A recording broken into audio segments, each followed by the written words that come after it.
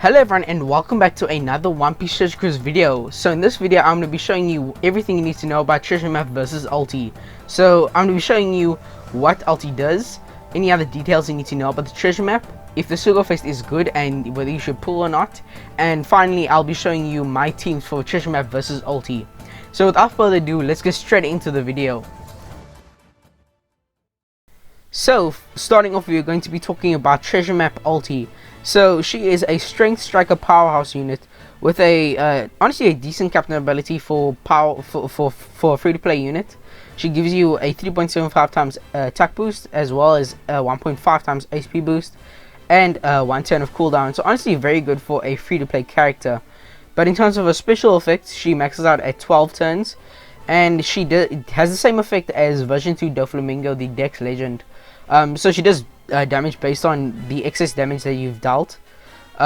It's not as good as Dofi's, but it's still pretty good. I don't know how often this effect is really going to be needed, and normal attacks only totally negates this. What else she does is she gives you a 2 times color affinity to powerhouse and striker characters only after 1 turn, so it's very odd. I don't know why she doesn't just give it to you immediately, but this is the clock debuff if you didn't know. And honestly, color affinity isn't even that great in the current meta. There's so many different color affinity boosters. I would have way preferred it if she was a 2.25 times attack boost. She would have actually been very good, but this special is just not it. She does have a potential ability which states that she will get her cooldown reduced by 6 turns at the start of the quest.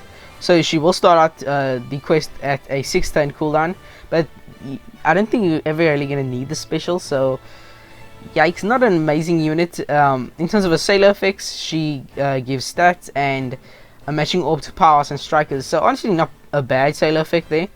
In terms of her special effect, I mean her support effect, it attaches to the other Tobiropo, and she is going to give a 1.5 times powers and striker affinity if you do a damage dealing or percent damage dealing special. So color affinity is always nice, but I don't think it's going to be used often just because it only attaches to a limited amount of units. But it's still not a bad support effect. It probably will be used in some cases, but overall that does not save this unit. A very average unit. I don't think this is probably one of the worst Treasure Map units. It's not the worst, but it's definitely down there. So not an amazing unit. I really like the artwork though. But that is pretty much it for what Ulti does. So in terms of any other details about this Treasure Map that you need to know, one big thing is that Treasure Map that you'll be getting double XP against all bosses this Treasure Map. So that's obviously to help towards the pirate level campaign. But that's pretty much it. There hasn't been any other changes. I'm pretty sure the promotion and demotion targets are the same. One unfortunate thing is that the boosted list is very small this Treasure Map. So if you are a free-to-play player and like me, then you're going to struggle this Treasure Map in terms of point boost. So very suckish boosted list, and they obviously want you to pull more. They're making Treasure Map a lot more difficult, and they're making it that when you're team building that you really need to run the debut legend as a friend captain to get through the content. So that sucks, but that's pretty much it. Let's get straight into the Sugofest. So now talking about the Treasure Map Sugofest. So unfortunately it is a base legendary Sugofest, and part 1 is already out. But let's start talking about these steps. So first multi is a discount, so that's always good to see. Even if you don't want to pull, then doing the discount is never a bad idea, because it's very cheap and it's a good chance that you can get something new. But in terms of the other steps, a lot of rate boosted or legend steps, unfortunately. The final step is at step 20. How many new character steps are there? So there's 1, 2, 3, 4, 5 new character steps. So definitely don't go past multi 10. Even if you're a whale, multi 10 should be your final step. Honestly, going to multi 3 isn't a bad idea. It guarantees you one of the new Treasure Map units, and for 130 gems, honestly not a bad idea. But unfortunately, seeing those brave boosted or legend steps really sucks. There's literally only one guaranteed legend step, but that is terrible. So in terms of steps, very stock standard treasure map steps. Always glad to see the discount. I'm glad they didn't remove that. But let's see what legends are available in each part. So yeah, in the treasure notice, here it should say which legends are available on each part. So part 1, the legends that are going to be available. So there's 10 legends on each part. So part 1, you get Izo and Kikunojo, Sir Crocodile and Koala. So those are the treasure map exclusive legends. And in terms of the regular legends, we have Kinemon and Denjiro, version 2 Odin, Whitewood vs Shanks, Zoro, Sabo and Shanks, and Doflamingo. So honestly, a very good list for part 1. If I was pulling, which I'm definitely not, I would definitely be pulling on part 1. I'm missing a bunch of legends there. I'm like missing 4, I think. Yeah, I'm missing Odin, Denjiro, Izo and Koala. So part 1 is very good. Part 2 has Izo again and Carrot and Wanda. So only 2 treasure map exclusive legends on this part. Then you also have Frankie and Brachio Tank, Dogstorm Sulong form. I think this is nth category. Boa Hancock, Nami and Robin, Zed, Akainu, and Portgas D Ace. So honestly, a very lackluster list. The only good thing there is the Brachio Tank unit. They're going to be awesome this treasure map if you have them. So honestly, not a great list for part 2, but I mean, if you're missing a lot of legends, then go for it. Part 3, we have Bon Clay and once again Izo and Kikunojo. So Bon Clay is always going to be an amazing unit to have, so you can never go wrong by pulling for him if you don't have him. In terms of the other legends available, we have Brook, Sulong Cat Viper, Robin and Jinbei, Stampede Luffy, Sober Mask, Sabo Koala, Monkey D. Gop, and Trafalgar Law. So honestly, a lot better than part 2, but I still think part 1's better, personally. But amazing legends available there. Brook is obviously also going to be amazing this treasure map. Robin and Jinbei is also still really good. The legends below that are pretty lackluster in the current meta, but still a pretty good list. If I had to rank them, I'd say part 1's the best, part 3 is the second best, and then part 2 is the worst. So that is all the legends that are going to be available for this treasure map. Let's get into my teams for treasure map versus ulti. Also, by the way, the treasure map starts on the 13th and ends on the 17th. So jumping straight into the first team here, we are using a third place Stride Crew team. So in terms of what each unit does, Robin gets rid of attack down and gives us matching orbs. She gets rid of the block orbs. Then Usopp is getting rid of the special bind. Luffy is giving us an attack boost as well as giving us wave killer damage with his super type. Then Frankie is giving us a color affinity, and then Zoro gives us an orb boost. So Robin's limit break expansion is not required, so very easy team should get through it super well. By moving on to the second team here against Perispero. So he is also int, and we are using a double Sanji team. So both our Sanjis are going to give us an attack boost and an orb boost, and they will upgrade that 2 times boost to a 2.25 times boost with a super type. Then we are running Hawkins to get rid of the slot bind as well as get through the resilience. Then Chopper is giving us a color affinity, and then Oprah is a wave clear unit that has double special activation. So he's getting us through stage 1 and 2 with his wave clear damage. Then on Garp is there to give us a full board of matching orbs. So he's super useful, and that's pretty much it for this team. This should get through it super well. Has an amazing attack boost, orb boost, and a decent affinity boost. So that's pretty much it for the mini boss against Perispero. Moving on to the mini boss against Hawkins. So the enemy on the final boss is going to change into either int or strength. So we are running half int and half quick to make sure that we have enough damage on the final stage. So we are running double carrots, so we can get our specials maxed even though half of our units aren't boosted. So carrot themselves is going to give a orb boost. Then Vivi is giving us an attack boost. Rebecca's giving us a color affinity as well as removing the special bind. Then Dofi and NL are giving us wave clear damage. So this team should work super well. The only thing that might be a bit shaky is the damage, but since we're running half, the damage should be split evenly no matter what the enemy type is. I'm just concerned about how if there's gonna be enough damage later on. But if it's not enough damage, then I'll have to change it up. But that's pretty much it for the Hawkins boss. Moving on to the final mini boss, which is Big Mom. So she is Dex, which I immediately thought Kaido Crew would work perfectly for this, and they definitely do. So they give us wave clear damage for stage 1 and 2 with their super swaps, and then on the final stage, we're going to be using Kid to give us a full bit of matching orbs, as well as give us an orb boost. Then Ace is there to give us an attack boost.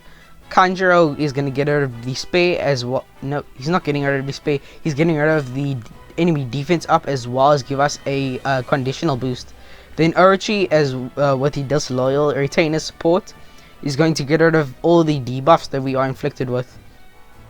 So all in all, an amazing team. 2.5 times color affinity, 2 times attack boost, 2 times all boost, as well as a conditional boost. So amazing team, and I think there's no way this won't ever do enough damage. So should last the entire treasure map no matter how far you go. So that is it for the mini bosses. Let's get straight into the final boss team. So the final boss against Kaido Crew. So we are using a Magellan captain. He isn't boosted, but he works very well this Kizuna. I mean, not this Kizuna, this final boss. So in terms of our friend captain, we are running Brachio Tank and Chopper. They are just so amazing for this. So we're gonna start the quest off in the Psy form of Brachio Tank, because moving into stage 2, we are gonna be inflicted with 8 tons of top row despair. Which we are using the Luffy and Ace unit to get rid of the despair, as well with the Rayleigh support. So they only remove 4 turns of it, so we need a Rayleigh for that extra turn of despair reduction. Then the Luffy and Ace will also give a attack boost and color affinity, which is going to help us clear stage 2 very easily. Then we aren't going to activate Brachio Tank this turn, but we are going to activate Magellan Super Type, which is going to remove the poison and change all those poison slots into matching. Then Magellan will also inflict the enemy with poison, which will get through the resilience. So that's why Magellan is so good for this boss.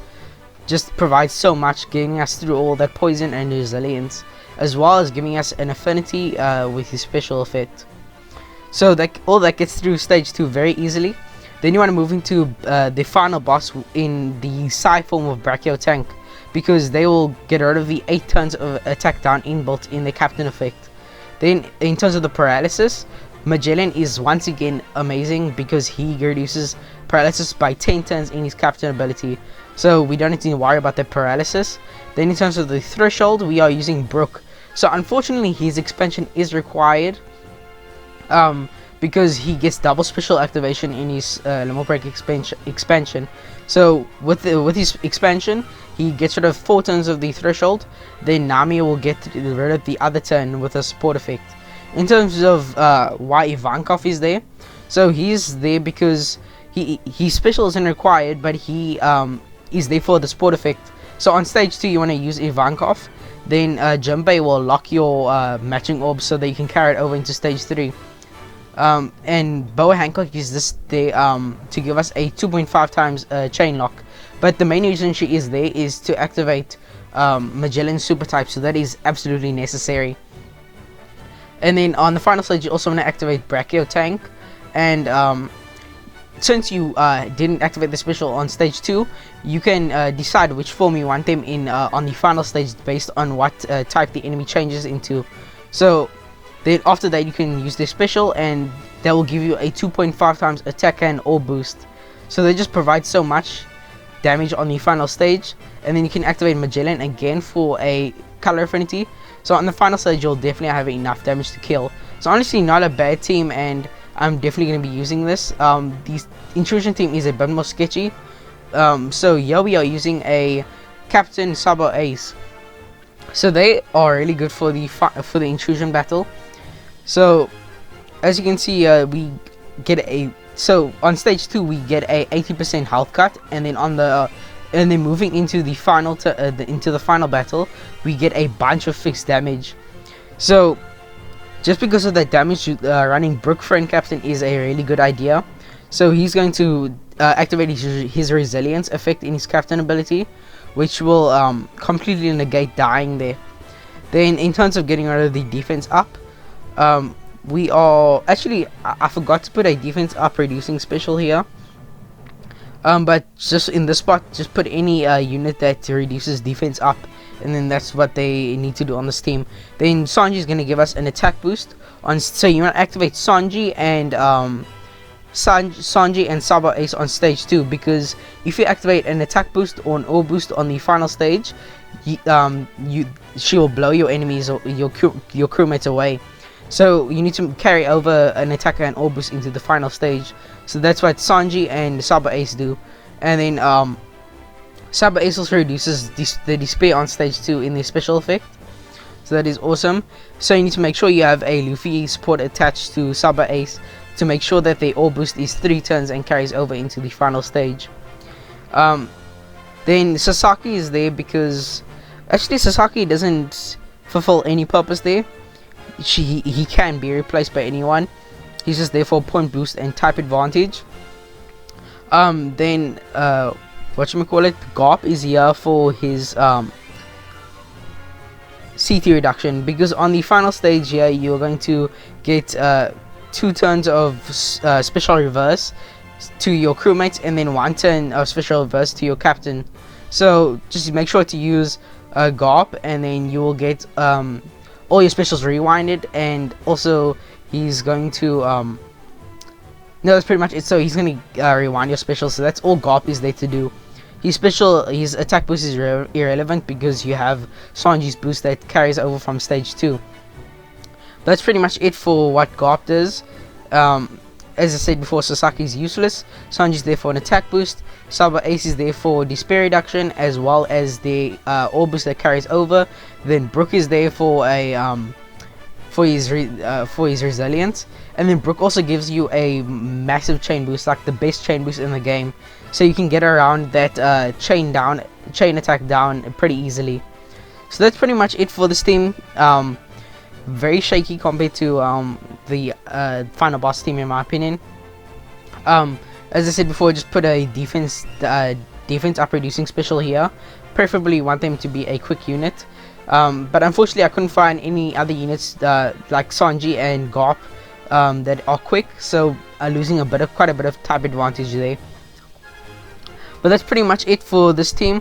I hope you guys found this video helpful, and I'll see you all in the next one. Bye.